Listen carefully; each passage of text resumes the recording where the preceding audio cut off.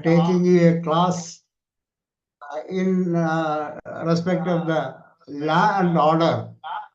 Even lions also need that land order knowledge. And Lion Ramesh Nair is very expert on this area. That not only myself, all of us and each and every lions of our district are aware of it.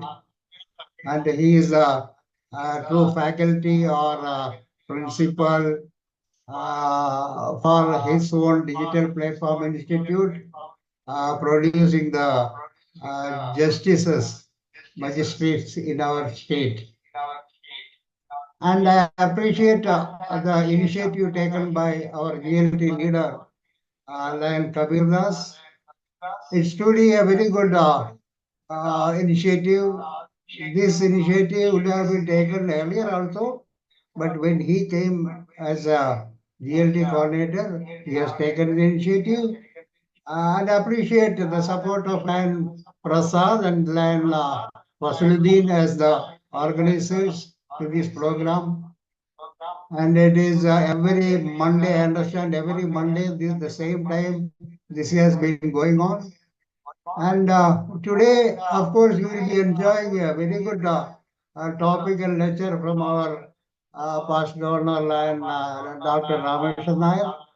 And just be aware of about the basic law or the law vibes. And I'm not taking much of your time.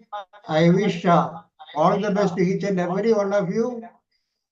And with this, I declare that today's 25th session of this program is officially inaugurated.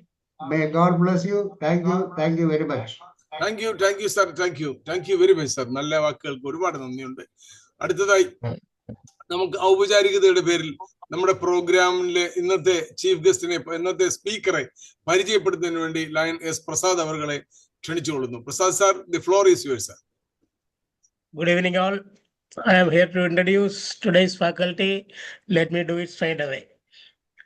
Growth occurs always, from personal development and human development to business strategy and national development. Serve to grow, grow to serve was the slogan of a past district governor who served 318A during 2011-12. The relevance of growth can be read in today's context with Mission 1.5. PMJF Lion Dr. Sri Ramakrishna Nair, District Governor 2011-12, is a double postgraduate degree holder in law with first rank in LLM, Administration Law, and second class in LLM, International Law, and doctorate in labor law from Kerala University. He is the winner of gold medals and also rank holder for LLB and LLM, Kerala University. The only officer selected for expert training in legislative drafting abroad in the University of West Indies. Dr. Nair is also a reputed and much sought after international trainer and a visiting faculty to many universities and institutions on the subject of legislative drafting. Retired as additional law secretary, he is now engaged in training advocates for appointment as judicial and district judges in Kerala Judicial Service. From a best secretary to a past multiple coordinator for legal awareness and registration 2023-24. He has done some impeccable service for Lions movement also. Married to Lion Chandrika, an active Lion lady and former president of the Lioness Board, the couple is blessed with 2 sons who are well settled in life. PMJF Lion Dr. Sri Ramakrishna Nair, who said, serve to grow, grow to serve. Thank you very much. Thank you Prasad G, thank you. ഇനി നമ്മൾ കൂടുതൽ സമയം ദീർഘിപ്പിക്കുന്നില്ല. ഇപ്പോൾ തന്നെ 8:30 ആയി, അരമണിക്കൂർ കഴിഞ്ഞു. Sir 45 minute സമയമാണ്, 9:15 വരെയുള്ള സമയമുണ്ട് സാറിന്. എനിക്കറിയാം സാറിന്റെ സബ്ജക്ട് ഒരുപാട് സമയം നീണ്ടു നിൽക്കുന്നതാണ്. എന്നാലും നമുക്കുള്ള അറിവുകൾ പകർന്നു തരുന്നതിന് വളരെ ആദരവോടെ അദ്ദേഹത്തെ സാറിനെ ക്ഷണിക്കുന്നു ഫ്ലോറിലേക്ക്. Sir, floor is yours. Sir.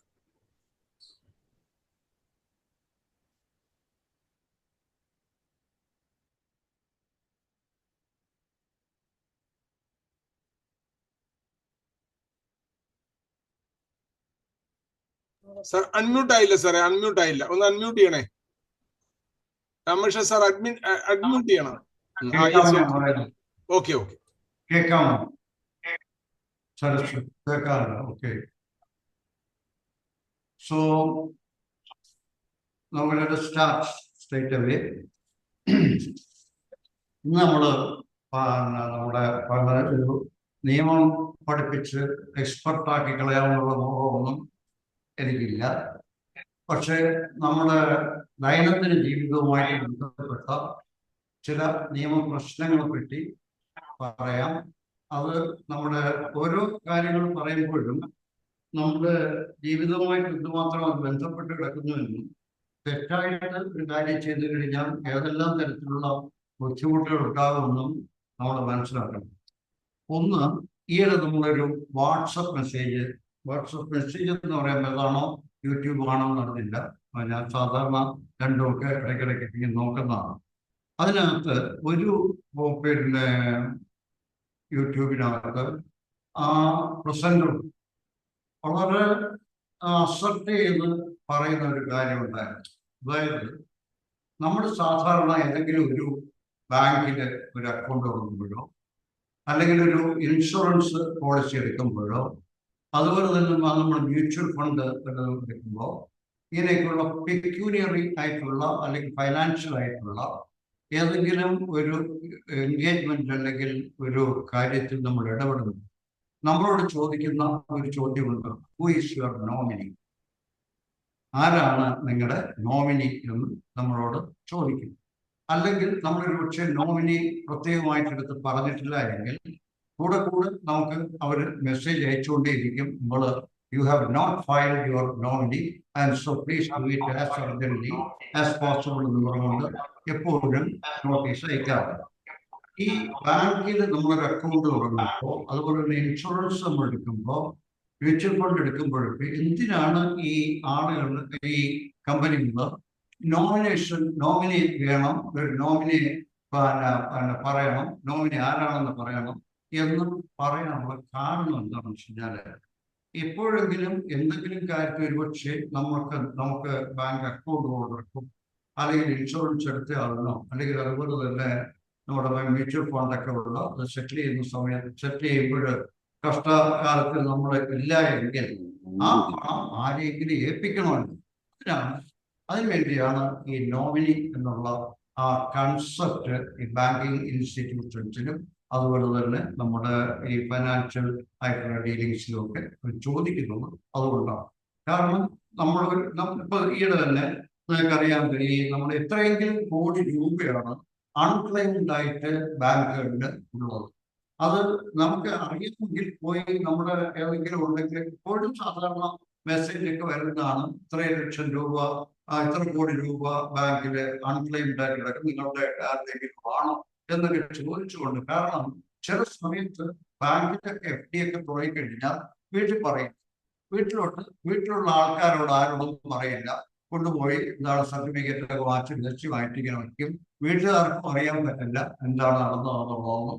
അപ്പൊ അങ്ങനെയുള്ള കുറെ അധികം സേവിങ്സ് അൺക്ലെയിംഡ് ആയിട്ട് കിടക്കുന്നു. പോട്ടെ, അത് നമുക്ക് കാര്യമില്ല. ഒരു നോമിനിയെ നമ്മൾ വയ്ക്കുമ്പോഴേക്കും ആ നോമിനിക്കുള്ള, ഉദാഹരണത്തിന് ബാങ്ക് അക്കൗണ്ട് തുറക്കുന്നു, നമ്മളൊരു നോമിനി വയ്ക്കുന്നു, ഒരു FD തുറക്കുന്നു, അതിലൊരു നോമിനി വയ്ക്കുന്നു.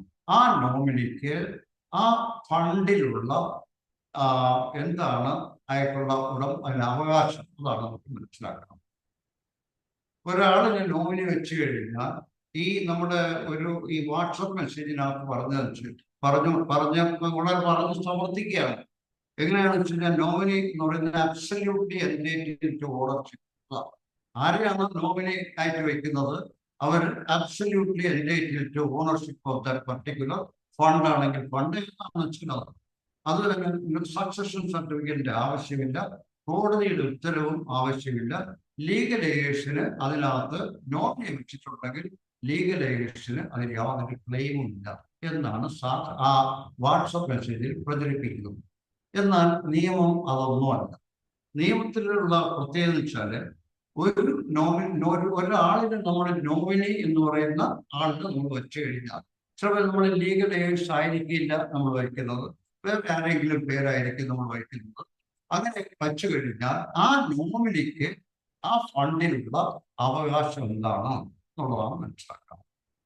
നമ്മൾ എപ്പോഴും നമ്മൾ ചിലപ്പോൾ പറയും, എന്റെ പേര് നോമിനിയായിട്ട് വെച്ചില്ലല്ലോ, ചേട്ടന്റെ പേരിൽ വെച്ചത്, അനിയന്റെ പേരിൽ വെച്ചത്, അനിയത്തിന്റെ പേരിൽ വെച്ചത്, അല്ലെങ്കിൽ അമ്മയുടെ പേരിൽ വെച്ചത്, ഞങ്ങളുടെ പേരിൽ നോമിനിയിൽ വെക്കാമായിരുന്നില്ലേ എന്നൊക്കെ ചോദിക്കാറുണ്ട്. കാരണം എന്താണെന്ന് വെച്ചാല് ആളുകൾക്കുള്ള തെറ്റായ ഇംപ്രഷൻ കൊണ്ടാണ് അങ്ങനെയുള്ള കാര്യങ്ങൾ പറയുന്നത്. കാരണം ഒരു നോമിനിയുടെ പൊസിഷൻ എന്താണെന്ന് വെച്ചാൽ ഏതെങ്കിലും പണം എവിടുന്നെങ്കിലും വരാനുണ്ടെങ്കിൽ ആ നോമിനി, അതിലാരാണോ നോമിനി എന്ന് പറയുന്ന ആള്, ആ നോമിനി ആ പണം വാങ്ങി നമ്മുടെ ലീഗൽ എയ്ഡ്സിന് കൊടുക്കുക എന്നുള്ളതാണ് അവരുടെ ജോലി. മനസ്സിലാവുന്നത് പലർക്കും ഇതായിരിക്കും, അത്ഭുതമായിരിക്കും. നമ്മൾ വിചാരിക്കുന്ന വെച്ചാൽ നോമിനിയെ വെച്ച് കഴിഞ്ഞാൽ അവർക്കാണെന്നല്ല. മനസ്സിലായി? ഇത് ശരിക്കും പറഞ്ഞാൽ 1955 മുതൽ മനസ്സിലായില്ലേ ഒരു കൺസെപ്റ്റാണ്. അത് കോടതിയുടെ വിധികളൊക്കെ ഉണ്ടാകുന്ന ഒരു കാര്യമാണ്. അത് കഴിഞ്ഞിട്ട് ഈ ഡേറ്റ് നമ്മുടെ സുപ്രീം കോടതി തന്നെ ഏറ്റവും 2023 എല്ലാ വിധത്തിലുള്ള സംശയങ്ങളും കോടതി പറഞ്ഞു എല്ലായിടത്തും ആളുകൾ പറ്റിക്കപ്പെടുന്നു എന്നാണ് പറഞ്ഞത്. കാരണം എന്താണെന്ന് വെച്ചാൽ ഈ പണം നോമിനി വാങ്ങിച്ചു കഴിഞ്ഞാൽ നോമിനി ആർക്ക് മറ്റേ അതിന്റെ അവകാശികൾക്ക് കൊടുക്കുകയില്ല. നമ്മൾ ഒരാളിന് ഒരു സാധനം ഏൽപ്പിച്ചു കഴിഞ്ഞാൽ ആ ഏൽപ്പിക്കപ്പെടുന്ന ആള് ആ സാധനത്തെ അതിന്റെ യഥാർത്ഥ അവകാശികൾക്ക് എത്തിക്കുക എന്നുള്ളതാണ് ആ നോമിനിയുടെ ഫങ്ഷൻ എന്ന് പറയുന്നതാണ്. അതാണ് ഏറ്റവും അവസാനമായി 2023 സുപ്രീം കോടതി പറഞ്ഞു, എപ്പോഴാണോ റൈറ്റ്ഫുൾ എയേഴ്സ് വരുന്നത് ആ റൈറ്റ്ഫുൾ എയേഴ്സ് വരുന്നത് വരെ മാത്രമേ ഈ നോമിനിക്ക് അവകാശങ്ങൾ അല്ലെങ്കിൽ ആ പണം മാറ്റി വയ്ക്കാൻ പറ്റുള്ളൂ. എപ്പോഴാണോ ലീഗൽ എയേഴ്സ് വരുന്നത് ആ പണം ഒരുപക്ഷെ ഈ നോമിനി വയ്ക്കുന്ന ലീഗൽ എയർ ആയിരിക്കാം, ഇതൊക്കെ ആയിരിക്കാം. പക്ഷെ എന്നാൽ തന്നെയും ഒരു 5 പേര് ലീഗൽ മരണപ്പെട്ടു പോയ ഒരാളിന് 4-5 മക്കളുണ്ടെങ്കിൽ അതിന് ഏതെങ്കിലും ഒരാളിനെയാണ് മൂത്തയാളിനാണ് നോമിനി വയ്ക്കുന്നതെങ്കിൽ ആ മൂത്തയാളുടെ ഡ്യൂട്ടി എന്താണെന്ന് വെച്ചാൽ ആ പണം എവിടെ നിന്നാണോ കിട്ടാനുള്ളത് അത് വാങ്ങിയിട്ട് അത് എന്ത് ചെയ്യണം, ബാക്കിയുള്ള അവകാശികൾക്ക് കൂടി ഡിസ്ട്രിബ്യൂട്ട് ചെയ്യണം. അതനുസരിച്ചാണ് അവരവരുടെ സക്സഷൻ ലോ അനുസരിച്ച്, അതായത് പിന്തുടർച്ചാവകാശ നിയമം അനുസരിച്ച്. ഓരോരുത്തർക്ക് ക്രിസ്ത്യൻ ഉണ്ട്, ഹിന്ദു സക്സഷൻ ആക്ട് ഉണ്ട്, മുസ്ലിംസിന്റെ സക്സഷൻ ആക്ട് ഉണ്ട്. അതിനൊക്കെ ഇത്ര ഷെയർ എന്ന് പറഞ്ഞുകൊണ്ട് അതിനകത്ത് പ്രത്യേകമായ നിയമങ്ങളിൽ പറഞ്ഞിട്ടുണ്ട്. ആ തരത്തിൽ കൊടുക്കുക എന്നുള്ളതാണ് നോമിനിയുടെ ഡ്യൂട്ടി എന്ന് പറയുന്നത്. അതാണ്. പക്ഷെ നമ്മുടെ വാട്സപ്പിൽ പറയുന്നത് എന്താണെന്ന് വെച്ച് കഴിഞ്ഞാൽ ലീഗൽ എയ്ഡ്സിനൊന്നും യാതൊരു അവകാശവുമില്ല, നോമിനി ഇങ്ങനെ കിട്ടിക്കഴിഞ്ഞാൽ നോമിനിയുടെ പേര് വെച്ച് കഴിഞ്ഞാൽ അങ്ങനെ ട്രഷറിയിൽ നിന്ന് വരെ അല്ലെങ്കിൽ ബാങ്കിൽ നിന്ന് വരെ ആ നോമിനിയുടെ കൈവശം പണം കൊടുക്കുകയും പണം നഷ്ടപ്പെടുകയും ചെയ്ത ആൾക്കാരാണ് ഈ കേസ് കൊടുക്കുന്നത്. കേസ് കൊടുക്കുന്നതാണ് സുപ്രീം കോടതി അവസാനമായിട്ട് പറഞ്ഞു എല്ലാ സംശയങ്ങളും തീർക്കാം, നോമിനി എന്ന് പറയുന്ന ആളിന് they have no right of ownership ഇല്ല ഒരു കാര്യത്തിൽ. പക്ഷെ അവർ എന്ത് ചെയ്യാം, ലീഗൽ എയർ ആണെങ്കിൽ അവർക്ക് കിട്ടും, അത് വേറെ കാര്യം. പക്ഷെ ആ ലീഗൽ എയർ ആണെങ്കിലും ഒന്നിലധികം ലീഗൽ എയർ ഉണ്ടെങ്കിൽ തീർച്ചയായിട്ടും അവർ ബാക്കിയുള്ള ആളുകളുമായിട്ട് അവരവരുടെ സക്സഷൻ ലോ അനുസരിച്ച് എന്ത് ചെയ്യണം, ഇത് എല്ലാവർക്കുമായിട്ട് ഡിസ്ട്രിബ്യൂട്ട് ചെയ്യണം. അപ്പോൾ ഓർമ്മിച്ചോളണം, മറക്കരുത്. മനസ്സിലായത്? ഇത് ഈ ഒരു അവകാശം നമ്മുടെ നോമിനി വെച്ചു കഴിഞ്ഞാൽ ആ അവകാശം മുഴുവനും അയാൾക്കാണ് എന്നുള്ള ധാരണയിൽ നമ്മൾ പലരും നോമിനി വെക്കുന്നുണ്ട്. ആ നോമിനി എന്ന് പറയുന്ന അവയെ വച്ച ആള് വളരെ സന്തോഷമായിട്ട് നടക്കുന്നുണ്ട്, അങ്ങനെയുണ്ടാവും. പക്ഷേ മറ്റേ ആൾ ചോദിച്ചു കഴിഞ്ഞാൽ ഇത് പലർക്കും ആ നിയമം അറിഞ്ഞുകൊണ്ടാണ് അവർ വെക്കുന്ന മറ്റേ ആളുടെ പേരാണ് വെച്ചിരിക്കുന്നത്, അവരെല്ലാവർക്കും മാറ്റം പോയി എന്ന് പറയും. പക്ഷെ if you go to a court of law claiming that the amount should be given to you also or shared to you also, then definitely the court will definitely order non-payment to you also. എന്താണ് കാരണം? Because supreme കോടതി അത് ഉദ്ദേശിച്ചിട്ടുണ്ട്, ഫൈനലായിട്ട് സെറ്റിൽ ചെയ്തിട്ടുണ്ട്. ഇപ്പൊ നോമിനിയുടെ role എന്ന് പറഞ്ഞാൽ എന്താണെന്ന് നമുക്ക് അറിയാമല്ലോ.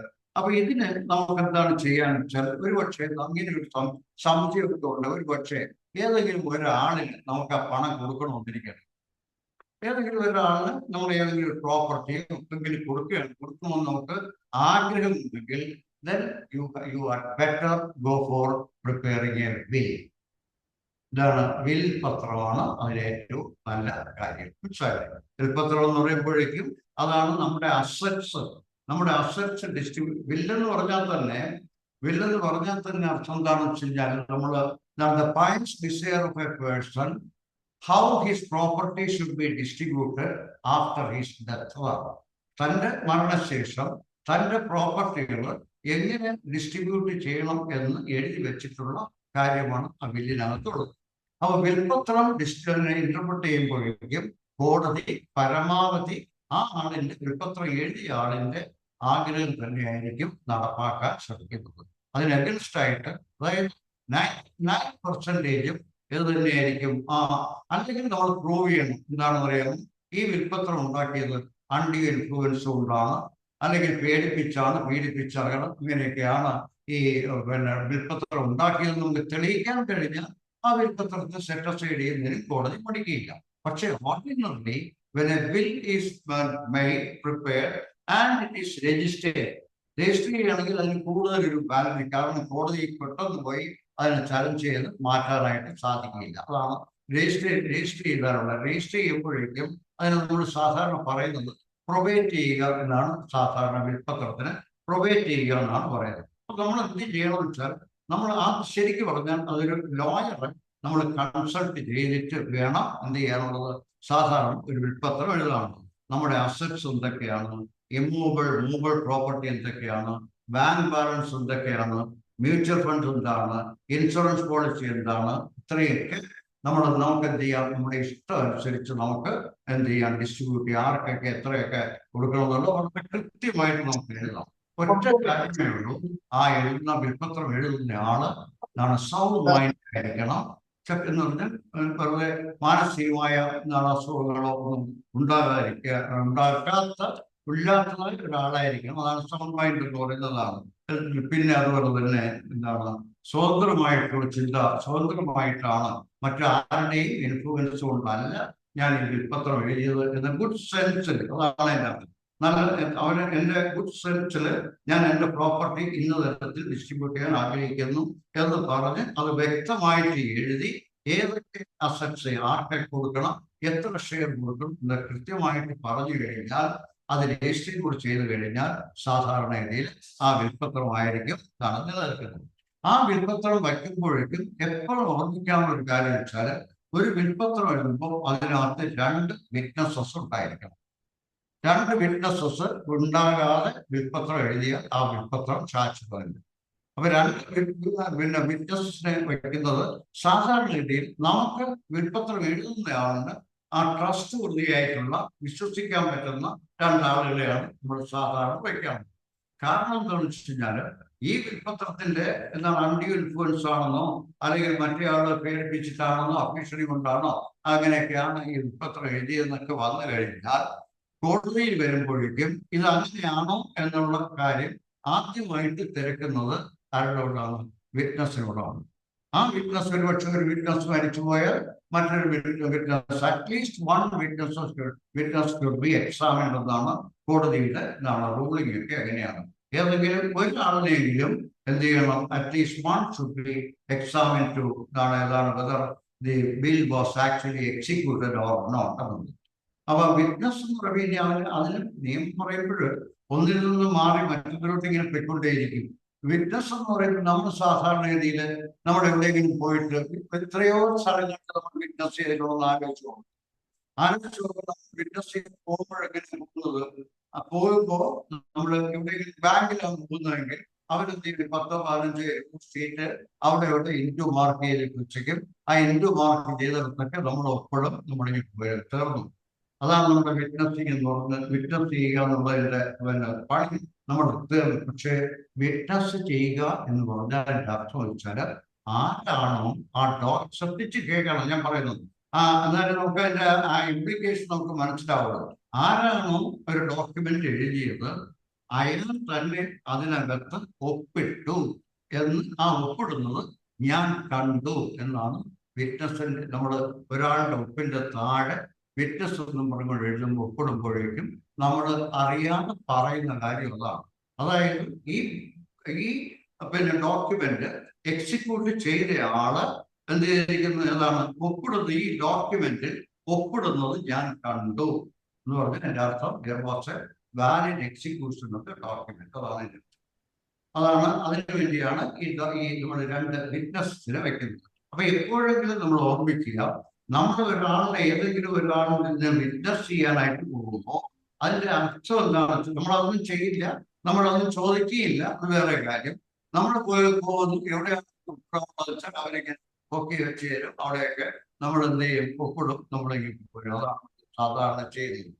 കാരണം എനിക്കിതൊക്കെ വായിച്ചു നോക്കണം എന്ന് പറഞ്ഞു കഴിഞ്ഞാൽ ഇന്ന് വായിച്ചു നോക്കിയിട്ട് ഒപ്പിട്ടാൽ മതി. കുറെ കഴിയുമ്പോൾ നമ്മൾ വിചാരിക്കും എന്തിനാ വായിച്ചു നോക്കുന്നത് എന്നുള്ളതാണ്. ചില ഡോക്യുമെന്റ്സിൽ ചില ഇതൊക്കെ ഉണ്ടാകാം. അപ്പോൾ സാധാരണ എഴുതി വയ്ക്കുന്നതാണെങ്കിൽ ഫോർമാറ്റുള്ളതാണെങ്കിൽ ഫോമിലുള്ളതാണെങ്കിൽ പ്രത്യേക ഫോമാണെന്ന് ചോദിക്കും. ചില ഡോക്യുമെന്റ്സ് നമുക്ക് മാറ്റാൻ പറ്റില്ല. ഉദാഹരണത്തിന് നമ്മളൊരു ഒരു ബാങ്കിൽ പോയി ലോൺ എടുക്കുന്നത് ചോദിക്കും. ബാങ്കിൽ പോയി ലോൺ എടുത്തു കഴിഞ്ഞാൽ നമുക്ക് ഒരു എഗ്രിമെന്റ് തരും. ആ എഗ്രിമെന്റിൽ കുറഞ്ഞതൊരു മൈക്രോസ്കോപ്പ് വെച്ച് നോക്കിയാൽ പോലും കാണാൻ പറ്റാത്ത അത്ര ചെറിയ അക്ഷരത്തിലായിരിക്കും ആ പേജുകൾ എന്ന് പറയുന്നതെല്ലാം.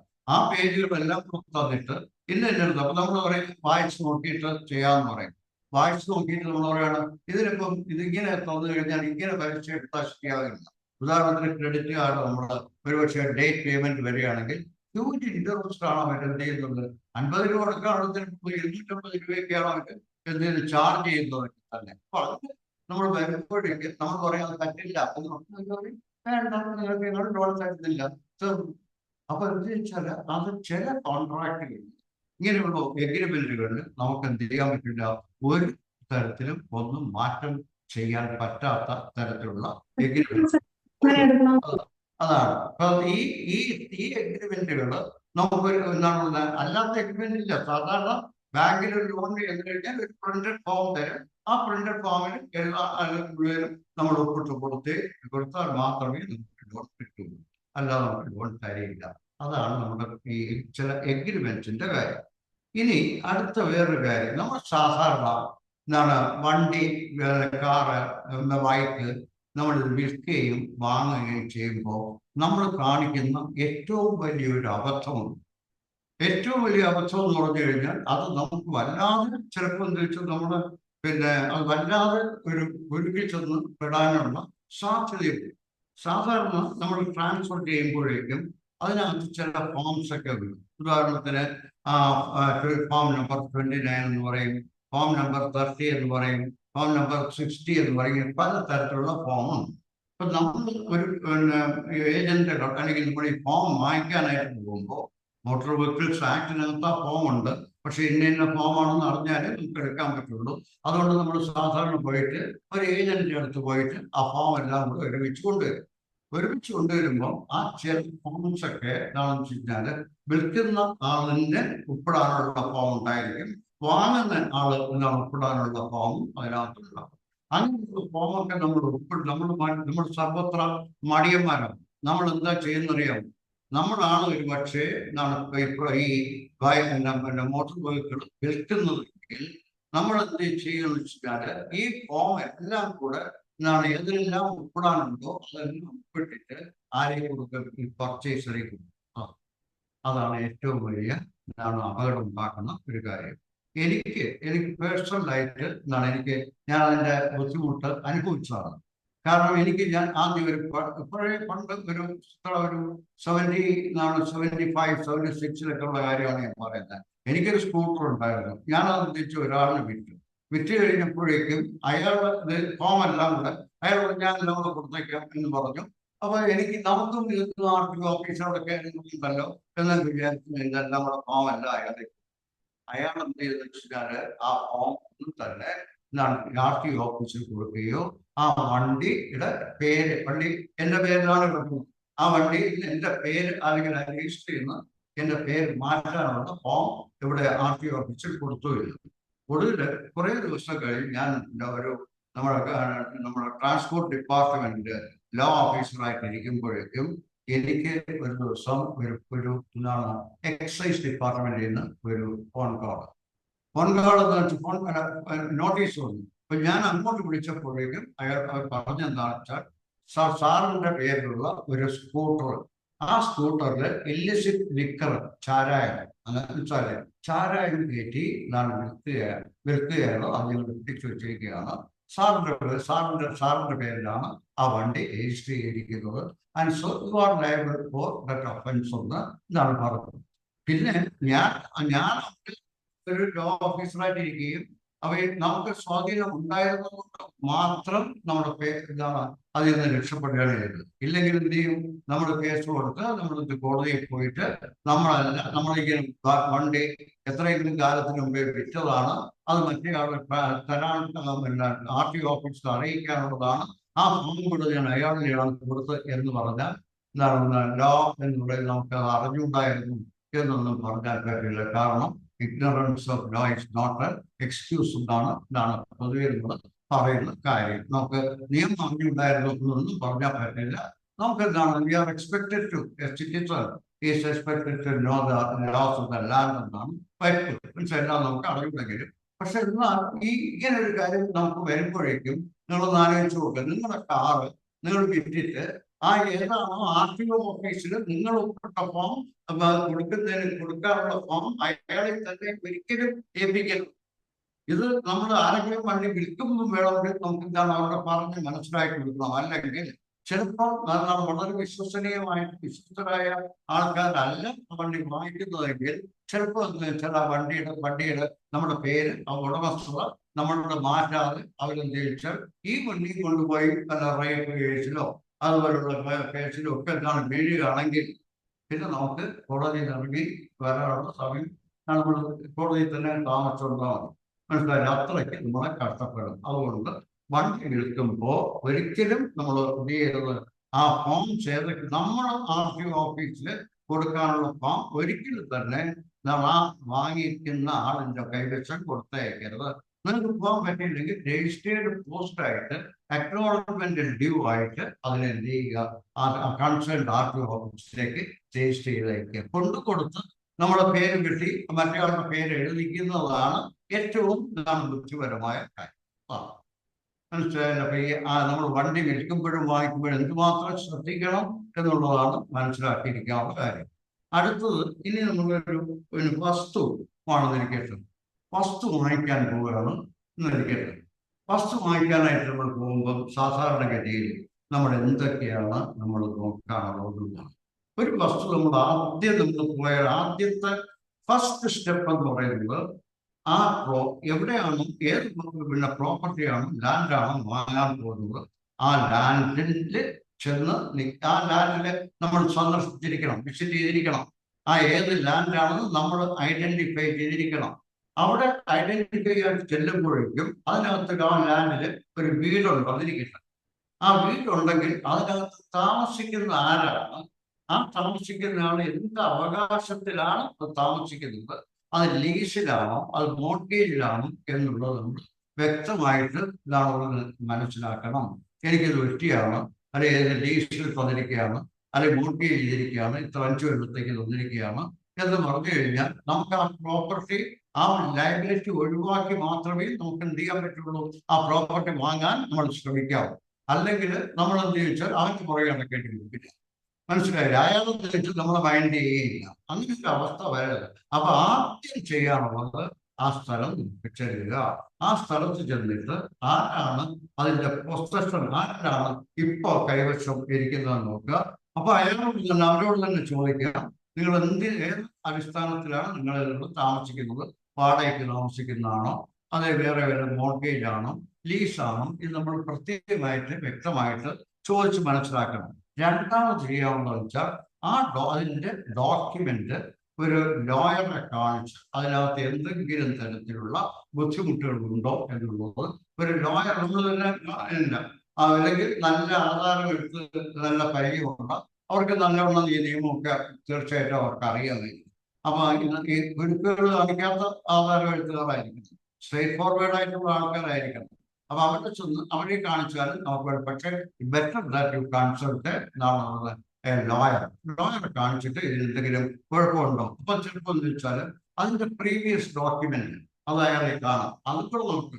അപ്പൊ എന്താ വെച്ചാൽ അയാൾക്ക് നമ്മൾ ആരെയും നിന്നാണോ വാങ്ങാൻ പോകുന്നത് ആ ആളിന് ആ വസ്തു എങ്ങനെ കിട്ടിയെന്നുള്ളത് നമുക്ക് മനസ്സിലാക്കാൻ പറ്റും. പിന്നെ അതിന്റെ ടാക്സ് നമ്മൾ വിചാരിക്കുന്നത് എന്താണെന്ന് അറിയാമോ? ഒരു ടാക്സ് റെസീറ്റ് ഉണ്ടായിരുന്നാൽ നമ്മുടെ സാധാരണ ആളുകളൊക്കെ പറയുന്നത് ഞാൻ കേട്ടിട്ടുണ്ട്. അറിയാം, സാർ ഞങ്ങളാണ് കരമടച്ചുകൊണ്ടിരിക്കുന്നത് എന്ന് പറയും. ആരോടും കൊടുത്തിരുന്ന കരം അവിടെ എടുക്കും. ആരെ പേരാണെന്ന് ചോദിക്കാൻ നമ്മുടെ പേരാണെന്ന് പറഞ്ഞിട്ടും നമ്മൾ ആ പേരിൽ കരമടച്ചുകൊണ്ടിരുന്നാൽ tax receipt is not a document showing the entitlement of a property. ഒരു പ്രോപ്പർട്ടിയുടെ ടൈറ്റിൽ ഹോൾഡ് ചെയ്യുന്നതിന് ഇത് പോരാ, ടാക്സ് റെസീറ്റ് മാത്രം പോരാ. മനസ്സിലായോ? കരം അടയ്ക്കുന്ന രസീത് ഉണ്ട് എന്ന ഒരു കാരണം കൊണ്ട് മാത്രം എന്തൊന്നാകണമെന്നില്ല, നമ്മൾ അതിന്റെ ഉടമസ്ഥരാകണമെന്നില്ല. അപ്പൊ നമ്മൾ എന്ത് വെച്ചാൽ പിന്നെ എന്ത് ചെയ്യണം? നമ്മൾ ടാക്സ് റെസീറ്റ് ചോദിക്കണം. കരം അടച്ചിട്ട് എന്നൊരു കരം അടച്ചിട്ടുണ്ടോ, ടാക്സ് അരിയേഴ്സ് വല്ലതുണ്ടോ, ഇനി ആ ടാക്സ് കൊടുക്കാത്തതിന് ജപ്തി വല്ലതുണ്ടോ, അതൊക്കെ നോക്കാം. പിന്നെ ഏറ്റവും പ്രധാനപ്പെട്ടതാണ് നമ്മുടെ എൻകംബറൻസ് സർട്ടിഫിക്കറ്റ് എന്ന് പറയുന്നത്. രജിസ്റ്റർ കച്ചേരിയിൽ എൻകംബറൻസ് സർട്ടിഫിക്കറ്റ് എടുത്താൽ അതൊരു 30 വർഷത്തിൽ എടുക്കണം. സാധാരണ 15 വർഷമൊക്കെയാണ് സാധാരണ. കാരണം എത്ര 5 രൂപ 10 രൂപയൊക്കെ ആയിരിക്കും ഉള്ളത്. എന്നാൽ തന്നെയും നമ്മൾ അത് കൊടുക്കില്ല. വേറെ പല കാര്യങ്ങൾക്ക് നമ്മൾ പണം ഒരുപാട് ചിലവാക്കുക. അത്യാവശ്യമുള്ള കാര്യങ്ങൾക്ക് നമ്മൾ ചിലവാക്കില്ല. 10 രൂപയാണോ ഒരു വർഷത്തേക്ക് 10 രൂപയാണ്, എന്നാൽ 15 വർഷത്തേക്ക് മതി, 30 വർഷത്തേക്ക് വേണം. 30 വർഷത്തേക്ക് എടുക്കുന്നതാണ് ഏറ്റവും നല്ല ഒരു പ്രൊസീജിയർ എന്ന് പറഞ്ഞതാണ്. പിന്നെ ഉള്ളത് അപ്പൊ അത് ഇത്രയും മാത്രം സർട്ടിഫിക്കറ്റ് മാത്രം നോക്കിയാലും പോരാ. എന്നിട്ട് നമ്മൾ എന്ത് വെച്ചാൽ ഈ പ്രോപ്പർട്ടിയുടെ പൊസഷൻ സർട്ടിഫിക്കറ്റ് വാങ്ങണം. അത് ഇവിടുന്ന് വെച്ചാൽ വില്ലേജ് ഓഫീസിൽ പോയി വാങ്ങണം. വില്ലേജ് ഓഫീസിൽ നിന്ന് അവരെന്ത് ചോദിച്ചാൽ ഇവിടത്തേക്ക് താലൂക്കിലേക്ക് തഹസീൽദാർക്ക് തരും. അവിടെ തഹസീൽദാർ അവിടുന്ന് നമുക്ക് ആ സർട്ടിഫിക്കറ്റ് വാങ്ങിക്കാം. അല്ലെങ്കിൽ തിരിച്ച് തഹസീൽദാർ വില്ലേജ് ഓഫീസ് തന്നെ ചിലപ്പോൾ കൊടുക്കും.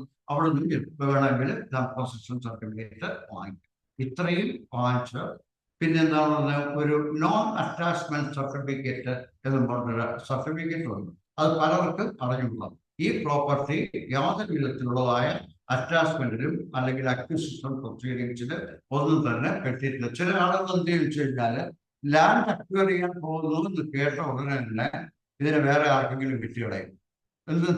കാരണം എന്താണെന്ന് വെച്ച് കഴിഞ്ഞാൽ നമുക്ക് കോമ്പൻസേഷൻ കിട്ടിയില്ല എന്നാണ്. ഇപ്പോഴത്തെ നിലയിൽ ശ്രദ്ധിച്ച് നമ്മൾ ഒരു കോമ്പൻസേഷന്റെ കാര്യം പറയുമ്പോഴേക്കും ഇപ്പോഴത്തെ നിലയിൽ ഏതെങ്കിലും ഒരു പബ്ലിക് പർപ്പസിന് വേണ്ടി ഒരു പ്രോപ്പർട്ടി ഗവൺമെന്റ് എടുക്കുകയാണെങ്കിൽ അതിന് സാധാരണ ഒരു മാർക്കറ്റ് വാല്യൂ, അതിന്റെ കൂടെ ഒരു 100% കോമ്പൻസേഷൻ കൊടുത്തത്. അതാണ് 100 രൂപ സാധാരണ കിട്ടുന്നെങ്കിൽ 200 രൂപ വെച്ച് തരും. ഞങ്ങളുടെ റോഡ് ഞാൻ താമസിക്കുന്ന ഭാഗത്തുള്ള റോഡ് വൈഡൻ ചെയ്യുകയാണ്. 4 വരി ആക്കുകയാണ്. മനസ്സിലായോ? കേരളത്തിൽ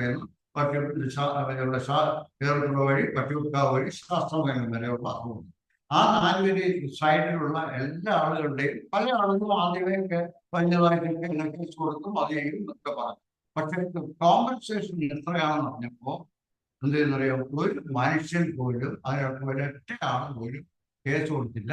ഒരുമാതിരിപ്പെട്ടവരെല്ലാവരും നല്ല കാശ് വാങ്ങിച്ചുകൊണ്ട് പുതിയ വീട് വെച്ചു, അല്ലെങ്കിൽ പുറകോട്ട് മാറി നല്ല ഗേറ്റുമൊക്കെ ഇട്ട് നല്ല. കാരണം എന്താണ്, ഇഷ്ടം പോലെ കോമ്പൻസേഷൻ പോകുന്നു. അതാണ് ഇപ്പോഴത്തെ ലേറ്റസ്റ്റ് ലോ എന്ന് പറയുന്നത്. അങ്ങനെ കോമ്പൻസേഷൻ പബ്ലിക് പർപ്പസിന് വേണ്ടി പ്രോപ്പർട്ടി എടുത്താൽ ആ നമ്മൾ പറയുന്നത് വെറുതെ പ്രോപ്പർട്ടി എടുക്കാൻ സമ്മതിക്കില്ല. അന്നേരം നിങ്ങൾ പത്രത്തിൽ വായിച്ചാൽ നമ്മുടെ ശബരിമല വരുന്നതിന് വേണ്ടി 2250 ഏക്കർ ഗവൺമെന്റ് എടുക്കാൻ പോയി. അപ്പൊ ഗവൺമെന്റ് 2250 ഏക്കറിന്റെ ആവശ്യമുണ്ടോ എന്നുള്ള കാര്യം ചോദിച്ചിട്ട് അത് മടക്കി. അതാണ് അപ്പൊ എന്ത് ചെയ്തിരിക്കുന്നു, അതിനുള്ള സാങ്ഷൻ കൊടുത്തില്ല, ഹൈക്കോടതി കൊടുത്തില്ല. കാരണം എന്ന് വെച്ച് കഴിഞ്ഞാൽ അതിന്റെ ആവശ്യമില്ല, അതിനുള്ള പഠനം നടത്തിയിട്ടില്ല എന്ന് പറഞ്ഞു. ഈ ഇത്രയും എയർപോർട്ട് എടുക്കുന്നത് നല്ല കോമ്പൻസേഷനാണ് കൊടുക്കുന്നത്. അപ്പൊ അത് ആ ഒരു കാര്യം നമ്മളെപ്പോഴും എന്ത് ചെയ്യണം, ഓർമ്മിക്കണം. ഇനി അടുത്ത ഒരു ചോദ്യം ഉള്ളത് വെച്ച് കഴിഞ്ഞാൽ, പ്രോപ്പർട്ടി നമ്മൾ സാധാരണ രീതിയിൽ ഗിഫ്റ്റ് കൊടുക്കുമല്ലോ അല്ലെ? നമ്മൾ സാധാരണ ആർക്കെങ്കിലും ഒക്കെ പ്രോപ്പർട്ടി ഗിഫ്റ്റ് കൊടുക്കുമ്പോൾ അതിന് നമ്മൾ എന്തൊക്കെയാണ് മനസ്സിലാക്കിയിരിക്കാവോ? അല്ലെങ്കിൽ നമുക്ക് ഒരാള് പ്രോപ്പർട്ടി ഗിഫ്റ്റ് തന്നാൽ നമ്മൾ എന്തൊക്കെയാണ് അതിനകത്ത് നമ്മൾ എന്താണ് ഓർമ്മിക്കാനുള്ള കാര്യങ്ങൾ എന്തൊക്കെയാണ്.